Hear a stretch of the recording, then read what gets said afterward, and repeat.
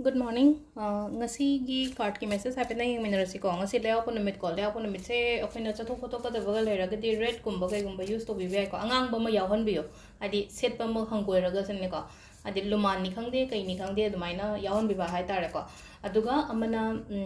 akogi set pa piron hanggoy raga na dum set piro ko red Machu se. Adi thabo important oi ba lera gadi ngasi se. Ado aham da koi card ki message yung minerasi aduga amana timing up haba se ko.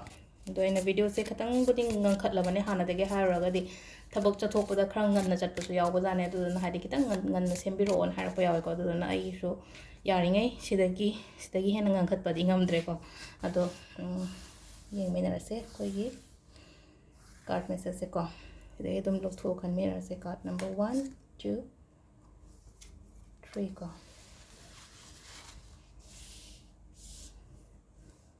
silere ko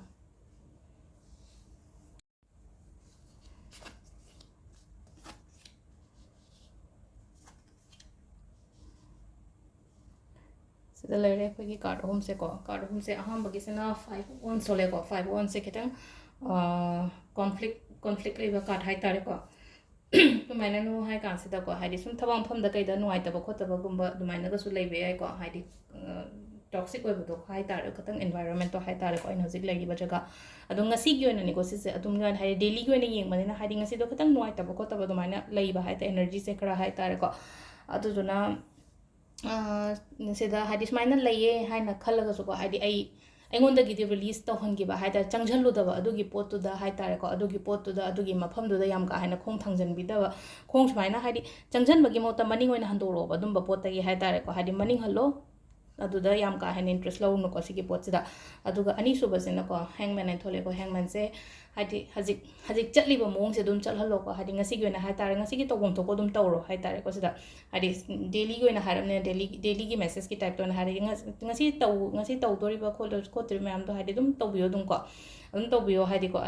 hadi som na hajik taw dori ba thabak se da hai tare isa da thaja ba thamo ba hadi shor na tam biyo ma agi da mak ta pham pu pira kani ko haina khallaga isa da believe tawraga hai tare ko flow sida chatpi ba hai tare aduga ahum suba gi sin ko hadi 4 of 1 to ko 4 of 1 se success kumba dumaina pi ko success celebrations my park pa kot pa dumaina di piri sida leire khoi gi card ahum se ko no ma gya ado timing se ayu ki pung 8 ka minute yankai nipan dagi ko ayu ki 8 ka minute yankai nipan dagi ne 12 ka minute yankai phom leire dai ani ka minute 3 dagi na 3 ka minute 3 phom leire adagi mo 8 ka minute 3 dagi na 9 ka minute 3 phom leire dagi 8 ka minute nifu mapan dagi na ahing nungyagi pung amaga minute yankai nipan phawon leire ko sisina akhoi gi keno hai tare ko afaba timing ko ado keno hai tare ko business to bom ngai gi oina haraga tips macha ma ngasi hai patang sum piram ge ko hadi kai no ha pot sit na ban ha ko pot sit na badu tang sai gi akoina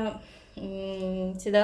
akhoi gi venus mount sida no mang du sai na ko perfume gumba use to khol hai ko do sida su dum ko sai di sidu sigi ma pa sida dum ti gi 24 ioba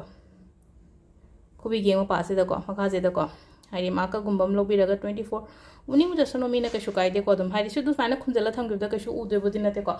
adu se smaina hai tare ko 24 gumba ibiba aduga 24 amma so hai tare ko color se blue or green gumba kai gumba ibibe ai ko aduga amma na kamaina taw ga da ke hai kan se da ne ko ai hai pe thong ulake bo se da ma so si se aina aigi keno da thet pane ko haidi sida aigi table gi mamang sida board macha am lei adu da si gi jaga se aigi oina di thabak hadi workplace oi banina hadi workplace gi mamang sida smaina thet laga thame baina adu na kamai to ga da ga somna aigi dukan da thet pada ke shu kai de ba se ju kem ta hangoi bi ga no ba hadi thet pa matam da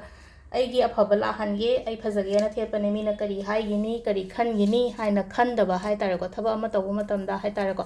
doubt thamaga to bi ga no ko ado si 24 se